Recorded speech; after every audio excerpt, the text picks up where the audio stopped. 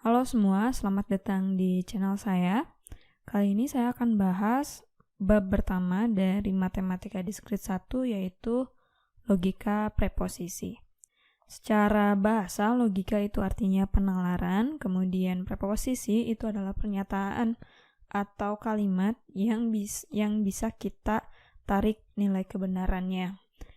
Bisa itu true, benar, true, atau disingkat T, atau dalam aljabar boolean itu disimbolkan dengan 1, dan kalimat itu bisa jadi bernilai salah atau false, atau saya singkat F. Kemudian dalam aljabar boolean itu simbolnya adalah 0, tetapi tidak keduanya. Nah, contoh preposisi misalnya adalah 12 adalah bilangan ganjil. Nah, kalimat ini adalah kalimat yang berupa preposisi. Karena apa? Karena kita bisa ambil nilai kebenarannya, yaitu false. Karena 12 adalah bilangan genap gitu kan. Kemudian contoh kedua, 3 tambah 12 sama dengan 15. Ini juga merupakan preposisi karena kita bisa tarik nilai kebenarannya, yaitu true. Kemudian contoh ketiga, ibu kota Korea Selatan adalah Busan. Ini juga merupakan contoh preposisi karena kita bisa tarik kebenarannya, nilai kebenarannya yaitu false. Karena ibu kota Korea Selatan adalah Seoul. Kemudian ada beberapa contoh yang bukan preposisi. Yang pertama ada 2 tambah X sama dengan 7. Ini bukan preposisi karena apa? Karena kita tidak tahu nilai X. Bisa saja X-nya itu sama dengan 5, maka dia bernilai true. Bisa saja nilai X-nya itu bisa 1, maka dia akan menjadi false. Yang kedua ada jam berapa sekarang. Nah, ini bukan preposisi karena ini adalah kalimat tanya. Seperti kita ketahui, definisinya adalah pernyataan, bukan kalimat tanya. Kemudian yang ketiga, X lebih besar dari 10. Ini juga bukan merupakan preposisi karena kita tidak tahu berapa X-nya. Hampir sama contohnya dengan yang nomor 1 tadi. Kita tidak tahu berapa X. Kalau X-nya sama dengan 11, ya berarti nilai bisa true.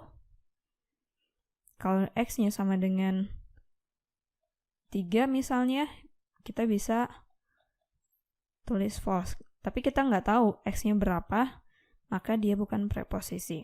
Yang keempat, contoh yang bukan preposisi adalah isilah titik-titik berikut. Nah, ini juga bukan merupakan preposisi karena ini adalah kalimat suruh atau kalimat perintah. Nah, sebuah preposisi itu biasanya dilambangkan dengan huruf kecil.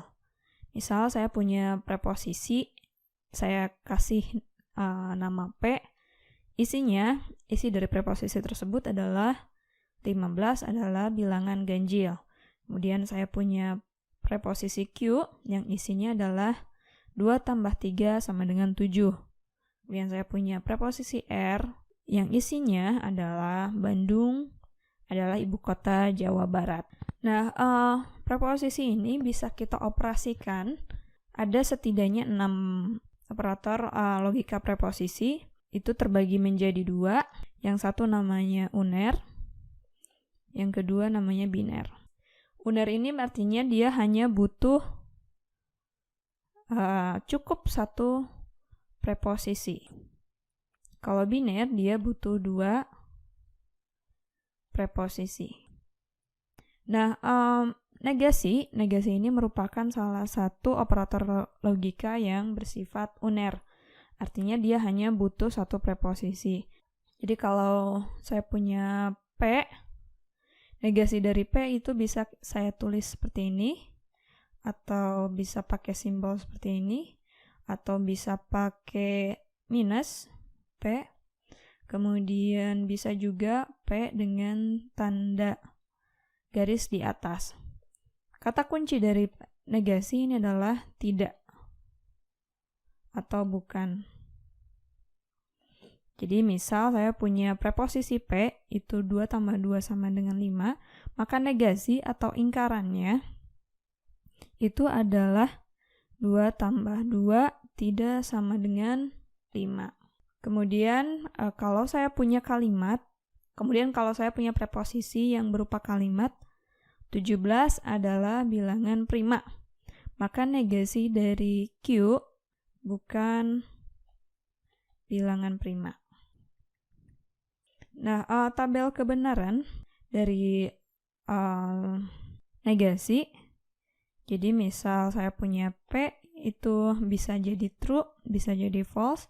Kemudian kalau saya punya negasi P, yang tadinya true, dia akan bernilai false. Yang tadinya false, dia akan bernilai true. Yang kedua, ada yang namanya konjungsi. Nah, konjungsi ini termasuk operator yang biner, karena dia butuh 2 preposisi untuk mengoperasikannya. Jadi, kalau dinotasikan itu P, konjungsi Q itu ditulis seperti ini. Kemudian kata kuncinya adalah dan. Nah, kemudian tabel kebenarannya, kalau saya punya P dan Q, jadi tabel kebenaran dari konjungsi ini, misal saya punya preposisi P, dan saya punya preposisi Q, P dan Q ini, true, true, false, false, true dan true itu hasilnya adalah true, true dan false itu hasilnya false, false dan true itu hasilnya false, kemudian false dan false hasilnya false. Jadi untuk memudahkan kalian mengingat tabel kebenaran dari konjungsi, ingatnya kalau true sama true itu pasti hasilnya true, selain itu bernilai false, gitu aja. Jadi misal saya punya preposisi P, isinya adalah 2 plus 2 sama dengan 5, kemudian saya punya preposisi Q, 17 adalah bilangan prima. Maka kalau saya tulis P dan Q-nya itu bisa kita tulis 2 tambah 2 sama dengan 5, dan karena kata kunci dari konjungsi adalah dan, 17 adalah bilangan prima. Nah, karena preposisi P ini kita tahu 2 tambah 2 sama dengan 5 itu bernilai false. Kemudian 17 adalah bilangan prima, ini merupakan true. Kita bisa ambil kesimpulan dari sini, dari preposisi P dan Q, 2 tambah 2 itu false. Kemudian 17 adalah bilangan prima, adalah true, maka hasilnya adalah false. Yang ketiga ada operator disjungsi. Disjungsi ini juga merupakan operator yang biner, artinya berarti dia membutuhkan 2 preposisi. Nah, notasi dari disjungsi ini adalah P, tanda seperti ini, Q. Kemudian kata kunci dari ini adalah atau.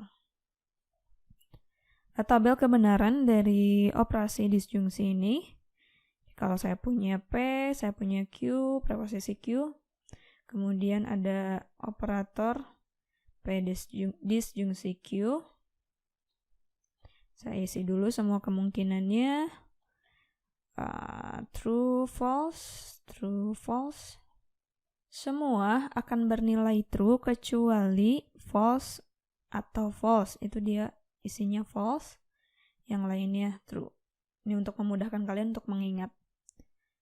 Jadi contohnya seperti tadi, saya punya preposisi P, 2 tambah 2 sama dengan 5. Kemudian preposisi Q, 17 adalah bilangan prima. Maka kalau saya tulis secara kalimat P disjungsi Q, itu akan menjadi 2 tambah 2 sama dengan 5. Atau 17 adalah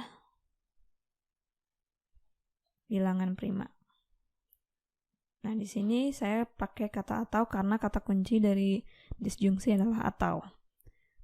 Dan karena kita bisa mengambil nilai kebenaran dari preposisi ini, yang ini adalah false, yang Q ini adalah true, maka bisa kita simpulkan bahwa P disjungsi Q, P-nya yaitu false, disjungsi Q, Q-nya itu bernilai true.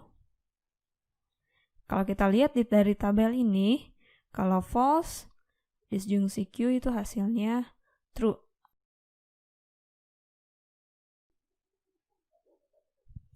Yang keempat ada disjungsi eksklusif atau biasa disebut XOR. Kemudian notasinya itu P XOR Q. Simbolnya seperti ini. Kata kuncinya sama dengan disjungsi yaitu atau. Kemudian tapi bedanya atau di sini tidak keduanya. Nah, tabel kebenaran dari disjungsi eksklusif ini bisa kita lihat di sini. P, kemudian Q, P XOR Q.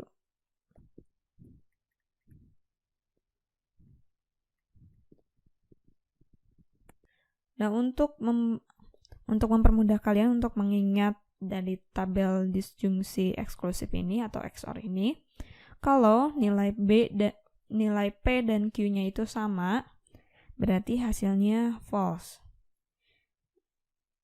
True XOR true, hasilnya false. False XOR false, hasilnya false. Selain itu, true. Nah, mungkin kalian masih bingung apa bedanya disjungsi dan disjungsi eksklusif. Nah, contoh, saya kasih contoh dengan kalimat, misalnya preposisi pertama isinya ia dihukum 3 tahun penjara. Kemudian preposisi Q, ia dihukum denda 50 juta rupiah. Maka kalau saya ubah P XOR Q ini menjadi kalimat, ia dihukum 3 tahun penjara atau denda 50 juta rupiah. Nah, atau di sini artinya dia bisa pilih salah satu. Apakah dia mau dihukum selama 3 tahun penjara atau denda 50 juta rupiah. Tetapi tidak keduanya. Beda kalau kita pakai disjungsi biasa. Kalau pakai disjungsi biasa artinya dia bisa dihukum 3 tahun penjara atau dia bisa denda, atau dia bisa dihukum 3 tahun penjara sekaligus denda 50 juta rupiah. Jadi itu bedanya kalau pakai disjungsi eksklusif, dia bisa pilih salah satu hukumannya. Entah itu 3 tahun penjara atau denda 50 juta rupiah, tetapi tidak keduanya. Tapi kalau pakai disjungsi inklusif atau disjungsi biasa seperti ini, dia bisa pilih 3 tahun penjara, bisa denda 50 juta rupiah, atau bisa keduanya. Nah, yang kelima adalah implikasi. Notasinya adalah P, kemudian tanda panah Q. Nah, kata kuncinya, jika P, maka Q. Tabel kebenaran dari implikasi adalah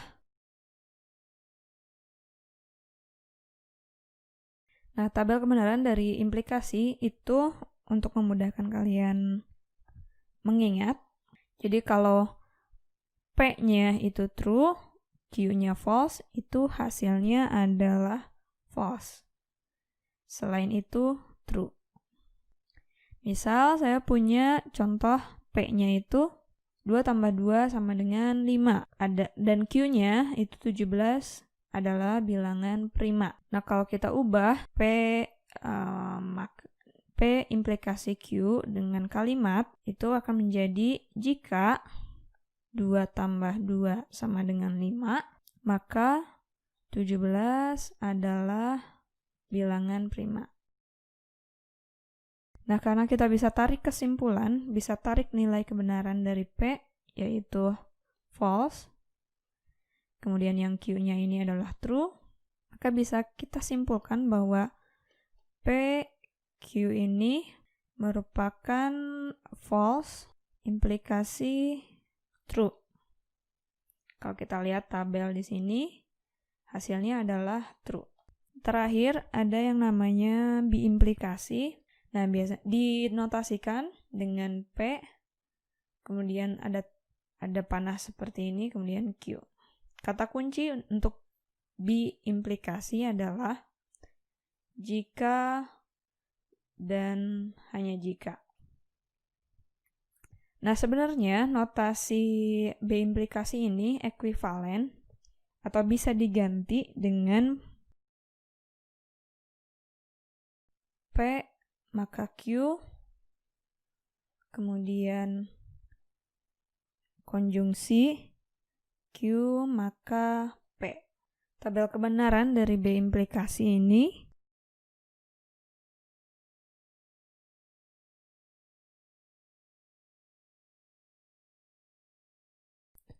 kalau P dan Q ini punya nilai sama, dia akan bernilai true. False dan false, P-nya false, P-nya true, Q-nya true, berarti true. P-nya false, Q-nya false, berarti true. Kemudian yang lainnya adalah false. Nah, contoh misalnya saya punya preposisi P, 2 tambah 2 sama dengan 5, kemudian Q, 17 adalah bilangan prima. Maka P, B implikasi Q, kalau kita ubah dalam kalimat, itu menjadi, itu akan menjadi 2 plus 2 sama dengan 5, jika dan hanya jika 17 adalah bilangan prima. Dan kita tahu bahwa P itu nilainya false. Kemudian Q ini nilainya true. Maka kita bisa tarik nilai kebenaran dari P, B implikasi Q, yaitu false, B implikasi true. Kalau kita lihat dari tabel kebenaran ini, false, B implikasi true itu hasilnya adalah false. Maka hasilnya adalah false. Sekian dari saya, jangan lupa like, subscribe, komen, dan share. Sampai jumpa di video berikutnya.